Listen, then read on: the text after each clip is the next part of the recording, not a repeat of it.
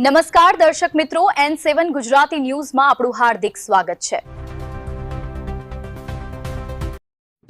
દાહોદ જિલ્લામાં પોલીસ દ્વારા ચૂંટણી પૂર્વે ગેરકાયદેસર દારૂના વેપાર સામે કડક કાર્યવાહી હાથ ધરાઈ છે। પોલીસ અધિક્ષક રવિરાજસિંહ જાડેજાની સૂચના મુજબ દેવગઢ બારિયા પોલીસે મેઘામુવાડી ગામના જંગલ વિસ્તારમાં રેડ કરી વિદેશી દારૂનો મોટો જથ્થો ઝડપી પાડ્યો હતો।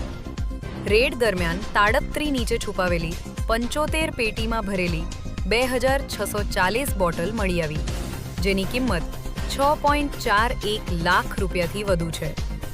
પોલીસે મુકેશભાઈ ચંદુભાઈ પટેલ દહીકોટ ગોધરાને ઝડપી પાડી એક મોબાઈલ સહિત કુલ 6.51 લાખ રૂપિયાનો મુદ્દામાલ જપ્ત કર્યો છે। પોલીસે આરોપી વિરુદ્ધ પ્રોહિબિશન એક્ટ હેઠળ ગુનો નોંધી વધુ તપાસ શરૂ કરી છે। આ હતા અત્યાર સુધીના મહત્વના સમાચાર। તો આવા જ સમાચાર જોવા માટે જોડાયેલા રહો અમારી સાથે। નમસ્કાર।